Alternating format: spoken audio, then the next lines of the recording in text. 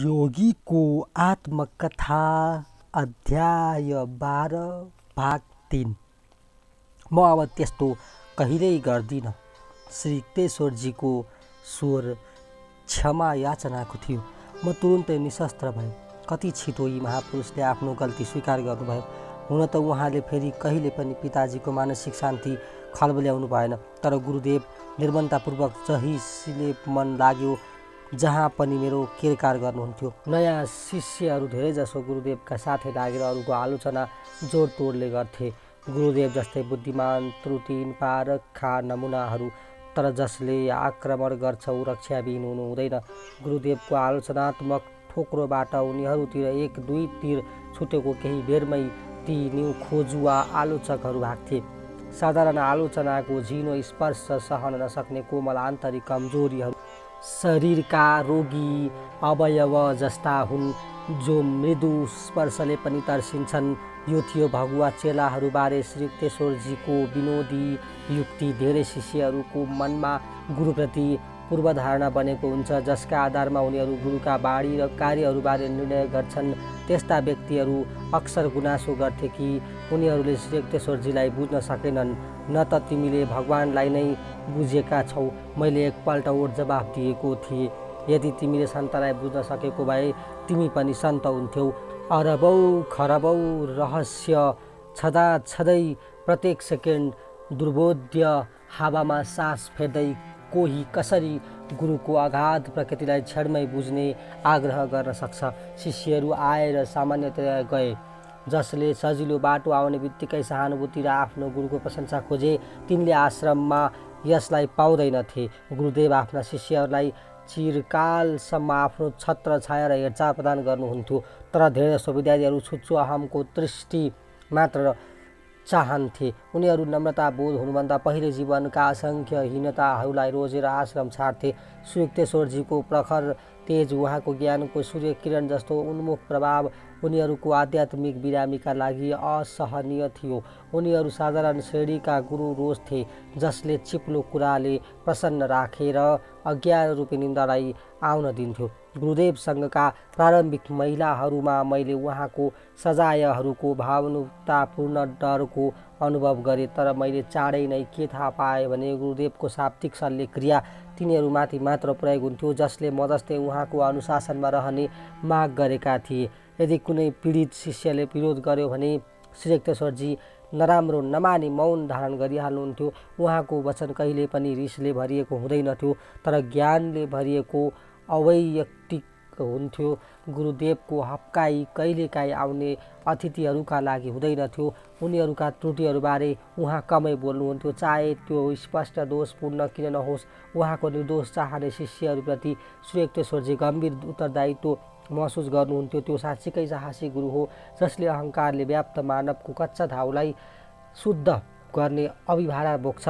एउटा सन्त साहसको जरो मायाले भौतारिएका मानिसहरूप्रतिको कल्याणमा गाडिएको हुन्छ, जो संसारमा अन्दाजै लडखडाइरहेका हुन्छन्। आफ्नो आन्तरिक आक्रोशको दमन गरेपछि मैले पाउने सजायमा पनि उल्लेखनीय कमी भयो। अत्यन्त सूक्ष्म रूपमा गुरुदेव अपेक्षाकृत क्षमाशील हुनुभयो। बिस्तारै मैले आफ्नो तर्क वितर्क र अवचेतन मनका संशयहरू त्यागे, जसलाई मानिसहरू साधारणतः आफ्नो ढाल बनाउँछन्। पुरस्कार स्वरूप गुरुसँग मेरो सजिलै सामञ्जस्य स्थापित भयो, अनि मैले उहाँलाई विश्वासिलो, विवेकी र मौन स्नेही गर्ने भेट्टाएँ। तर अप्रकट रहने बानीले गर्दा उहाँबाट प्रेमको उद्गार कहिल्यै पाइन। मेरो आफ्नो स्वभाव सिद्धान्त भक्तिपूर्ण छ। सुरुमा यो देख्न चोट लाग्थ्यो कि ज्ञानले परिपूर्ण तर भक्ति शून्य झै देखिने मेरा गुरुदेव कठोर आध्यात्मिक गणितको ढङ्गले कुरा गर्नुहुन्थ्यो। तर जसो जसो म उहाँको प्रकृतिसँग दाम्पत्य बसाउँदै गएँ, मैले के अनुभव गरेँ भने मेरो ईश्वरप्रतिको भक्ति घट्नुको सट्टा बढ्दै गयो। एक आत्मज्ञान प्राप्त गुरु आफ्ना शिष्यहरूका विभिन्न पूर्वाग्रह अनुसार बाटो देखाउन पूर्ण सक्षम हुन्छन्। श्री युक्तेश्वरजीसँगको मेरो सम्बन्ध मौन थियो, तर यसमा भित्री संवाद लुकेको हुन्थ्यो। अक्सर म आफ्ना विचारहरूमा उहाँको मौन छाप पाउँथे, जसका अगाडि शब्द निर्थक हुन्थे। चुपचाप उहाँको छेउमा बसेर म उहाँको कृपा आफूमाथि बर्सिरहेको पाउँथे। गुरुदेवको निष्पक्ष न्याय कलेजमा मेरो पहिलो वर्षको गर्मीको बिदामा विशेष रूपले देखा पर्यो। म श्रीरामपुरमा गुरुदेवका साथ निर्विघ्न लामो समय गुजार्न थिएँ। तिमी आश्रमको हेरचाह गर्ने अभिभार लिन सक्छौ। श्री युक्तेश्वरजी मेरो उत्साहपूर्ण आगमनले खुसी हुनुभएको थियो।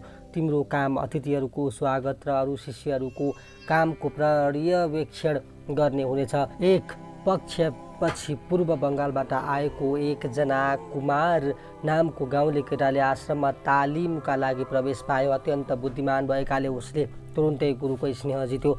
कुनै बुझ्न नसकिने कारणले नयाँ शिष्यमाथि श्री युक्तेश्वरजीको आलोचना रहित प्रवृत्ति रह्यो। मुकुन्द कुमारलाई आफ्नो अभिभार सुम्प, तिमी कुचो लगाउने र पकाउने काम गर। गुरुदेवले यो आदेश नयाँ शिष्य आएको 1 महिनापछि दिनुभयो। नेतृत्व पाएर फुरङ्ग उदय कुमार आश्रममा सानोतिनो निरङ्कुश शासन नै बन्यो। अरू शिष्यहरू आफ्नो मौन विद्रोह प्रदर्शन गर्दै मसँग दैनिक सल्लाह लिन थाले। यो अवस्था 3 हप्तासम्म रह्यो। अनि मैले गुरुदेव र कुमार बीच भएको एउटा कुराकानी सुझे। मुकुन्द असाध्य छ, कुमारले भन्यो। गुरुदेवले मलाई पर्यवेक्षण बनाउनु भयो, तर अरू शिष्य उहाँसँग जान्छन् र उनको भनाइ मान्छन्। त्यसैले मैले उनलाई भान्सामा र तिमीलाई स्वागत कोठामा राखेको, ताकि तिमी यो बुझ्न सक योग्य नायकमा सेवा गर्ने भावना हुन्छ, हैकम गर्ने होइन। श्री युक्तेश्वरजीका कठोर शब्दहरू कुमारका लागि नयाँ थिए।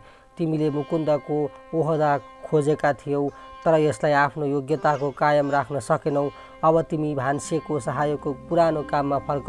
यो घमण्ड तोड्ने घटनापछि गुरुदेव फेरि कुमारप्रति अनावश्यक सहृदय हुन लाग्नुभयो। आकर्षणको रहस्य कसले बुझ्न सक्छ? कुमारमा गुरुदेवले मनोहर झरना पाउनुभएको थियो, तर यो यस्तो झरना थियो जो अरू साथी शिष्यहरूबाट छिटा पार्दैनथ्यो। नयाँ शिष्य श्री युक्तेश्वरजीको प्रेम पात्र भए पनि मैले दुःख महसुस गरिनँ। व्यक्तिगत विलक्षणताहरू जो गुरुहरूले पनि धारण गरेका हुन्छन्, जीवनका अनेक रूपको विचित्रता मनज्ञ देखाउँछन्। मेरो स्वभाव सानोतिनो कुराले प्रभावित हुँदैनथ्यो। म श्री युक्तेश्वरजीसँग उच्च स्तरको लाभ खोज्दै थिएँ, बाहिर प्रशंसा होइन। कुमार एक दिन मसँग आकरण कटुरतापूर्वक बोल्यो। मलाई भित्र चोट पुग्यो। तिम्रो दिमाग घमण्डले फुट्न लागेको छ। मैले भित्रबाट सत्यको आभास गर्दै भने, तिमीले आफूलाई सुधारेनौ भने कुनै दिन तिमीले यो आश्रम छाड्नु पर्ला। व्यङ्ग्यपूर्वक हाँस्दै कुमारले कोठामा भर्खरै पस्नुभएका गुरुदेव समक्ष मैले भनेका कुरा दोहोऱ्याइदियो। गाली खाने पूर्व सम्भावनादेखि म नम्रतापूर्वक एउटा कुनामा गएर उभिएँ। मुकुन्द सही हुन सक्छन्। त्यस केटाका लागि गुरुदेवको उत्तर असाधारण रूपले चिसो थियो। 1 वर्षपछि कुमार आफ्नो बाल्यकालको घरतर्फ भेटघाट गर्न हिँड्यो। उसले श्री युक्तेश्वरजीको मौन असंस्कृतिको अवहेलना गर्यो, जसले आफ्ना शिष्यहरूको गतिविधिमाथि कहिले पनि अधिकारपूर्वक नियन्त्रण गर्नु हुँदैनथ्यो। जब केही महिनापछि त्यो केटो श्रीरामपुर फर्क्यो, एउटा नमिठो फरक स्पष्ट देखियो। आकर्षण र तेजस्वी चेहरा भएका त्यो कुमार अब थिएन, खालि एउटा साधारण किसान हाम्रा अगाडि खडा थियो, जसले यता केही समयदेखि अनेक नराम्रा बानीहरू सिकेको थियो। गुरुदेवले मलाई ढाक्नुभयो र भग्न हृदयले छलफल गर्दै भन्नुभयो कि त्यो केटो अब यस आश्रमका लागि अनुपयुक्त भयो। मुकुन्द, भोलि कुमारलाई यो आश्रम छोड्न निर्देश दिने काम तिमीलाई सुम्पन्छु। म यो गर्न सक्दिनँ। श्री युक्तेश्वरजीका आँखामा आँसु आयो, तर छिटै आफूलाई सम्हाल्नुभयो। त्यो केटो मैले भनेको मानेर कुसङ्गतमा नपरेको भए यति तल खस्ने थिएन। उसले मेरो संरक्षण लिन चाहेन। निर्दय संसार अझै उसको गुरु हुनेछ। कुमार आएकोमा मलाई कुनै खुसी भएन। दुःखी भएर मलाई आश्चर्य लाग्यो कि गुरुदेवको प्रेम जित्न सक्ने त्यो मान्छे कसरी सजिलैसित सांसारिक मायाजालमा फस्यो। सुरा र सुन्दरीको आनन्द मानिसमा जन्मजात हुन्छ। त्यसको अनुभवका लागि कुनै सूक्ष्म ज्ञानको आवश्यकता हुँदैन। इन्द्रिय जनित लालसालाई सदाबहार करवीरको रूपमा सँग तुलना गर्न सकिन्छ, जो गुलाबी रङको फुलको वासना छरिरहन्छ, तर यसको प्रत्येक अङ्ग विषालु हुन्छ। आनन्दले देदीप्यमान प्रतिकारले क्षेत्र त भित्रै छ, जसको खोजी हामी अन्धा भएर हजारौँ बाह्य उपायहरूद्वारा गर्छौँ।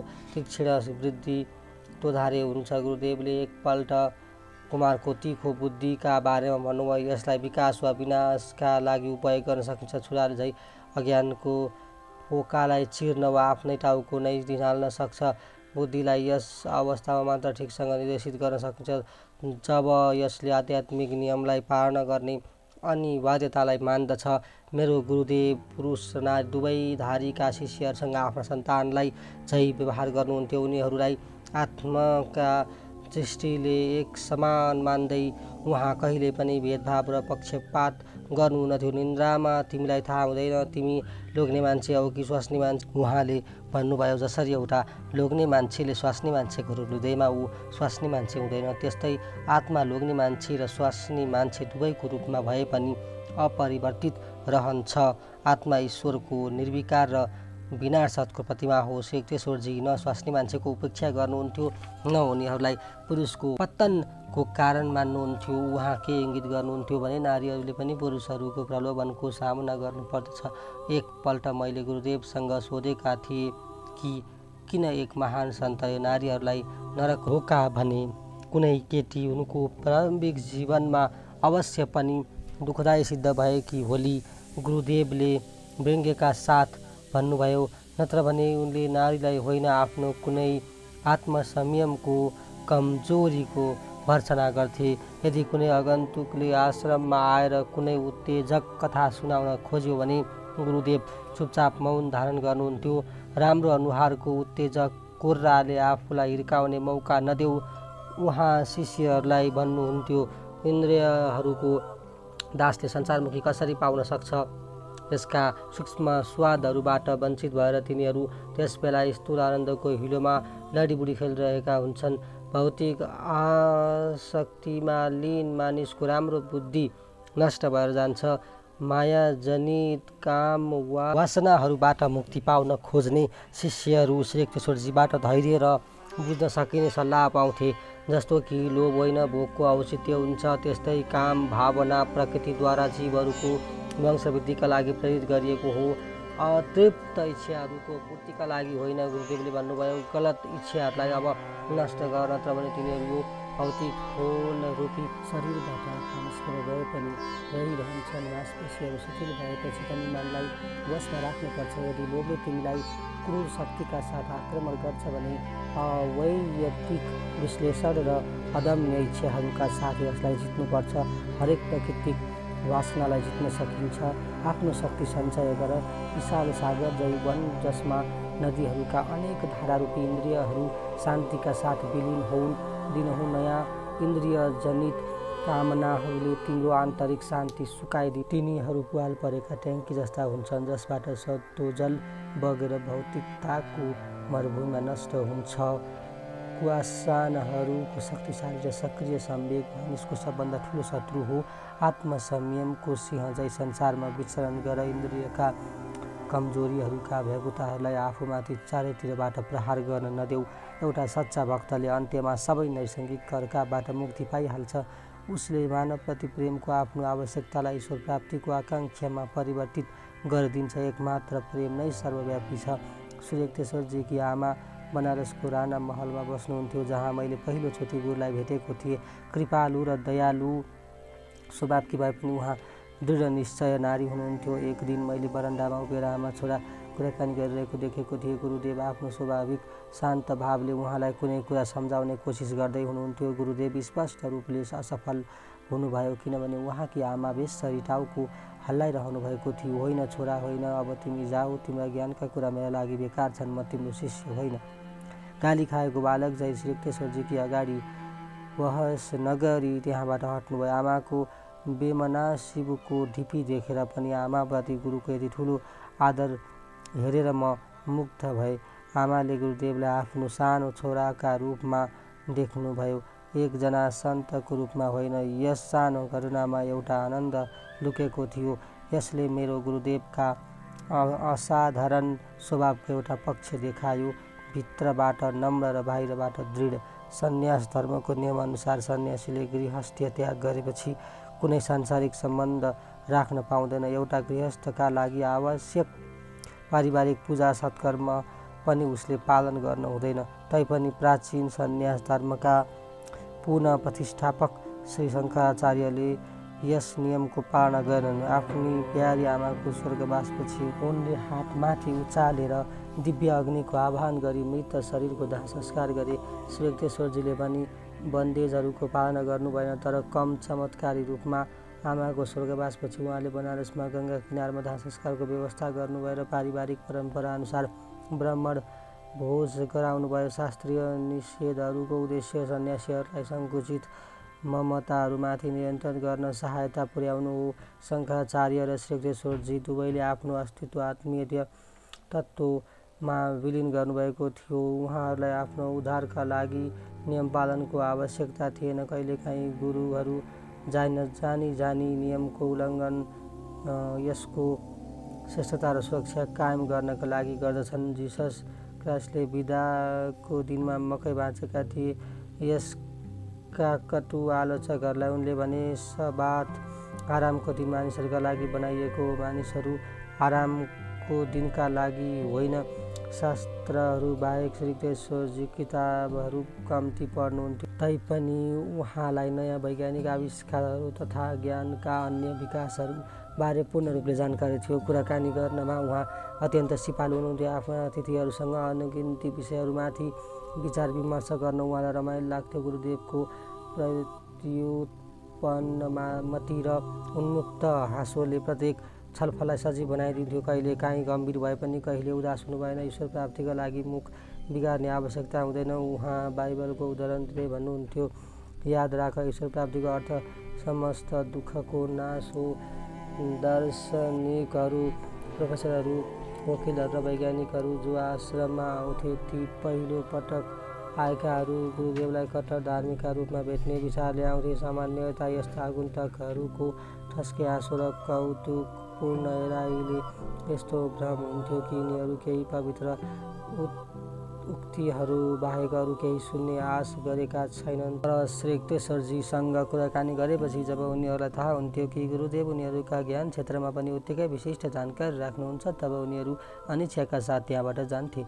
मेरा गुरुदेव साधारणतः अतिथिहरूप्रति नम्रता र सौजन्य राख्नुहुन्थ्यो। उहाँको स्वागत रमाइलो हार्दिकताले भरिएको हुन्थ्यो, तैपनि कहिलेकाहीँ कट्टर अहङ्कारीहरूलाई अहसनीय चोट पुग्थ्यो। उनीहरूले गुरुदेवको शुष्क उपेक्षा अथवा कठोर प्रतिरोधका सामना गर्नु पर्दथ्यो कि त बरफकी फलाम। एकजना प्रसिद्ध रसायन शास्त्रीको श्री युक्तेश्वरजीसँग चर्को वाद विवाद भयो। उनी ईश्वरको अस्तित्वमा विश्वास गर्न तयार थिएनन्, किनभने विज्ञानले ईश्वरलाई पत्ता लगाउने कुनै उपाय निकालेको छैन।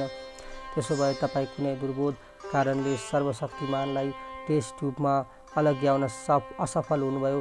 गुरुदेवको हेराइ कठोर थियो। म तपाईँलाई नयाँ प्रयोग गर्न सुझाव दिन्छु। आफ्ना विचारहरूलाई 24 घण्टासम्म लगातार विश्लेषण गर्दै जानुहोस् अनि ईश्वरको अनुपस्थितिमा आश्चर्य मान्नुहुने छैन।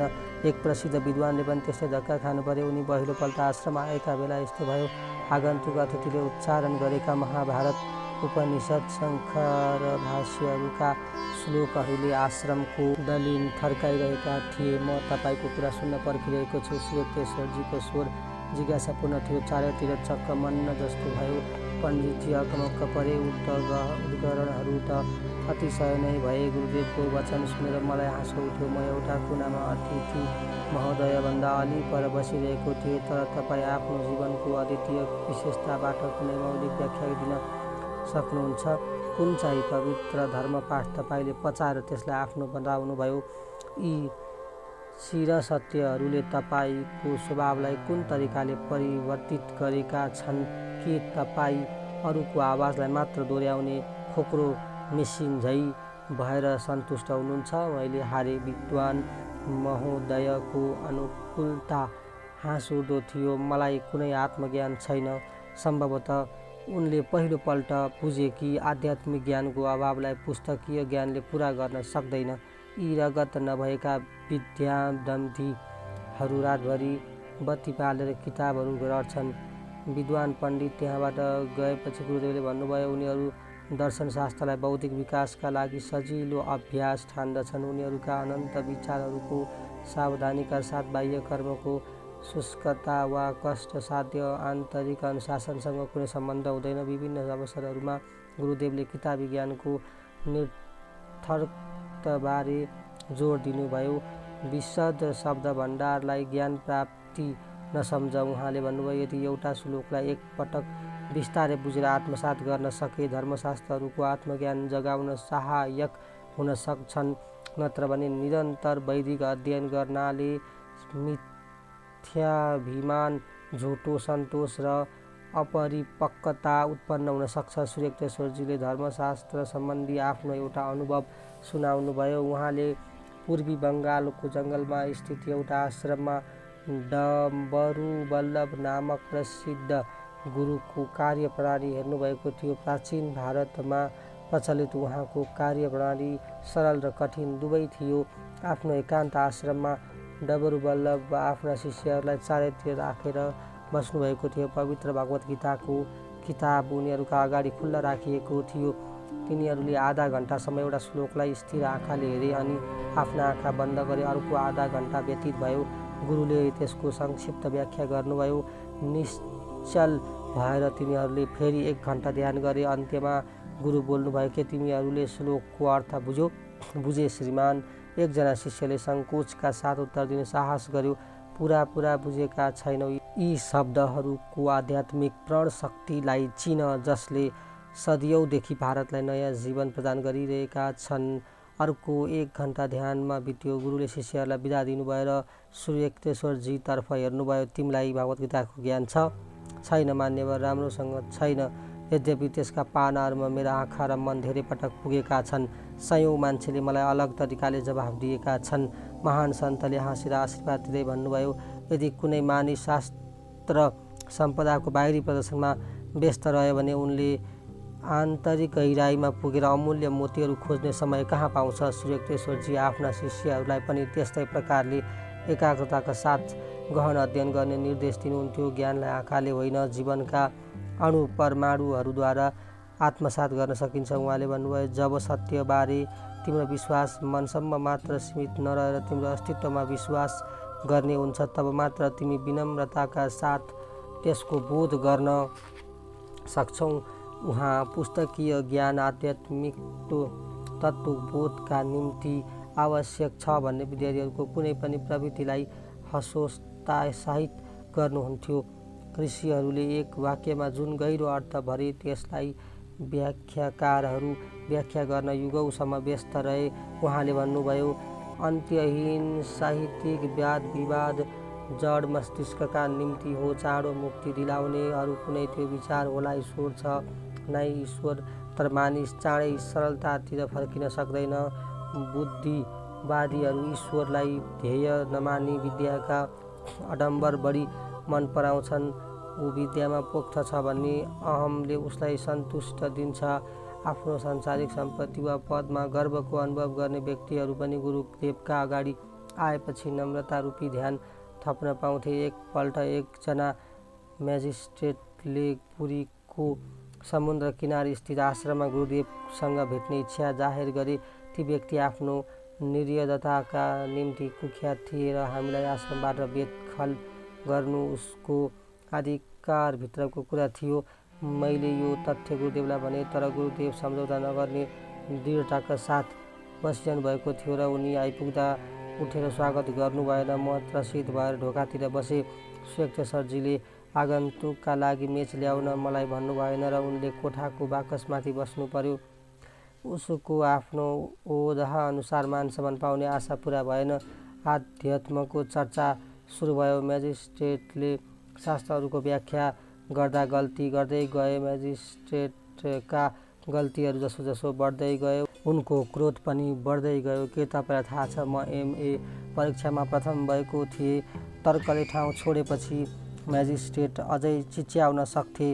म्याजिस्ट्रेट महोदय, तपाईँले बिर्सिनुभयो, यो तपाईँको अड्डाको कोठा होइन। गुरुदेवले त्यत्तिकै शान्तिले जवाफ दिनुभयो, तपाईँको केटाकेटी कुराले के अनुमान गर्न सकिन्छ भने तपाईँको कलेज जीवन उल्लेखनीय थिएन। जे भए पनि विश्वविद्यालयको डिग्रीको बौद्धिक ज्ञानको उपलब्धिसँग कुनै सम्बन्ध छैन। लेखापालहरूको समूह हरेक वर्ष जाँचमा पैदा गरे जस्तै सन्तहरू पैदा हुँदैनन्। केही बेर अकमक्क परेर मौन रहेपछि म्याजिस्ट्रेट महोदय खुलेर हाँस्न थाले। दिव्य म्याजिस्ट्रेटहरूसँग यो मेरो पहिलो भेटघाट हो, उनले भने।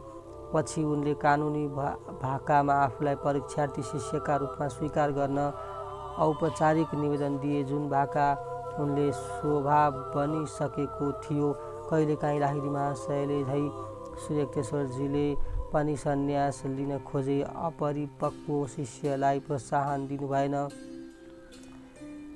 भगवानको अनुभूति नभई गेरु लुगा लगाउँदा समाजमा भ्रान्ति पैदा हुन्छ। दुवै गुरुहरू भन्नुहुन्थ्यो, वैराग्यको बाहिरी चिन्हलाई बिर्स, यसले तिमीमा झुटो अहङ्कार पैदा गरी क्षति पुर्याउन सक्छ। दैनिक आध्यात्मिक प्रगतिभन्दा बढी अरू केही छैन। त्यसका लागि क्रियायोग अपनाऊ। मानिसको योग्यता निर्धारण गर्नका लागि सन्तहरू एक निश्चित कसीको प्रयोग गर्छन्, जो संसारको परिवर्तनशील मापदण्डहरूभन्दा भिन्नै हुन्छ। मानवता जो आफै विविध रङहरूमा देखिन्छ, जसलाई गुरुले खाली दुई श्रेणीमा विभक्त गरेको भएको देख्छन्। अज्ञानी पुरुष जसले ईश्वरको खोजी गर्दैनन्, अर्को बुद्धिमानहरू जो ईश्वरको खोजी गर्छन्। मेरा गुरु आफ्नो सम्पत्तिको व्यवस्था सम्बन्धी सारा कुरा आफै हेर्नुहुन्थ्यो। कुटिल मानिसहरूले विभिन्न अवसरहरूमा गुरुको पैतृक सम्पत्ति हडप्ने कोसिस गरेका थिए। आफ्नो दृढ निश्चयका कारण मुद्दाहरू पनि लडेर श्रीकृष्णजीले विरोधहरूको हरेक प्रयत्न विफल पार्नुभयो। उहाँले यी सब कट झन्झट उठाउनुभयो किनभने उहाँ दान लिने गुरु बन्न चाहनुहुन्नथ्यो, न त आफ्ना शिष्यहरूमाथि भार बन्न चाहनुहुन्थ्यो। आर्थिक स्वतन्त्रताका कारणले नै मेरा प्रखर स्पष्ट वक्ता गुरु धूर्त प्रकारले छलछामबाट अनभिज्ञ हुनुहुन्थ्यो। आफ्ना अनुयायीहरूको प्रशंसा गर्ने गुरुहरूभन्दा भिन्न मेरा गुरुहरूको धन सम्पत्तिको प्रभावबाट प्रत्यक्ष वा अप्रत्यक्ष रूपबाट पूर्ण रूपले स्वतन्त्र हुनुहुन्थ्यो। मैले उहाँलाई का लागि धनको याचना गरेको वा सङ्केत दिएको सुनेको छैन। उहाँको आश्रमको तालिम सबै शिष्यहरूको लागि निःशुल्क थियो। एकचोटि अदालतका एकजना कारिन्दा समनपुरजी दिन आश्रममा आए। कनाई र मैले उनलाई गुरु कहाँ पुर्याइदियो। श्रीक्तेश्वरजीप्रति ती कारिन्दाको व्यवहार आक्रामक थियो। यो आश्रम छाडेर अदालतको कोठाको हावामा सास लिनुभयो भने तपाईँलाई असल हुनेछ, उनले तिरस्कारपूर्ण स्वरमा भने। मैले आफूलाई सम्हाल्न सकिनँ। अब एक शब्द पनि बोल्यौ भने तिमीलाई भुइँमा पछाड्छु। म उनलाई धम्काउँदै अघि बढेँ। कनाई पनि कारिन्दामाथि खने, तिमी दुष्ट, तिमी यो पवित्र आश्रममा आएर निन्दा वाचन बोल्ने। तर गुरुदेव अवधतापूर्वक बोल्ने ती मानिसको रक्षा गर्न अगाडि उभिनुभयो। अकारण उत्तेजित नहो, यी मान्छे आफूलाई हराएको काम मात्र गर्दैछन्। ती कारिन्दा आफूप्रति यस्तो विपरीत स्वागतले छक्क परेर आदरपूर्वक क्षमा माग्दै त्यहाँबाट भाग्यो। यो देखेर बडो आश्चर्य लाग्यो कि गुरुदेव जस्ता उग्र इच्छा शक्ति भएका मानिस भित्रबाट यति शान्त हुन सक्नुहुन्छ। वेदमा वर्णित ईश्वरको मान्छेको परिभाषा दया गर्नमा फूलभन्दा कोमल, सिद्धान्तहरूको पालनमा वज्रभन्दा कठोर।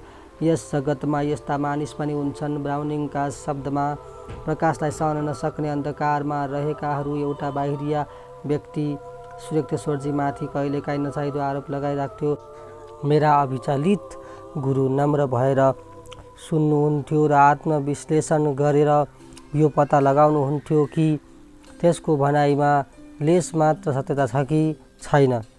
यी सब घटनाहरूले मेरो मनमा गुरुदेवका अनुपम उदाहरणहरू याद आउँथे। केही व्यक्तिहरू अरूको टाउको काटेर आफू अग्लो हुन चाहन्छन्। सन्तहरूको अविचल स्वभाव कुनै पनि उपदेशभन्दा बढी प्रभावकारी हुन्छ। त्यो जो क्रोधलाई शमन गर्छ शक्तिशाली भन्दा बलियो हुन्छ, र त्यो जसले आफ्नो मनमाथि विजय प्राप्त गर्छ त्यो सहर जित्ने भन्दा ठुलो हुन्छ। म धेरै पटक विचार गर्थेँ, मेरा तेजस्वी गुरुले आफ्नो ध्यान प्रसिद्धि वा सांसारिक उपलब्धितिर लगाउनु भएको भए उहाँ एक सम्राट वा विश्व विजय गर्ने वीर बन्न सक्नुहुन्थ्यो। त्यसको सट्टा उहाँले रिस र अहङ्कारको भित्री किल्लालाई ध्वस्त पार्न रुचाउनुभयो, जसको पतनले मानिस सर्वोच्च हुन्छ।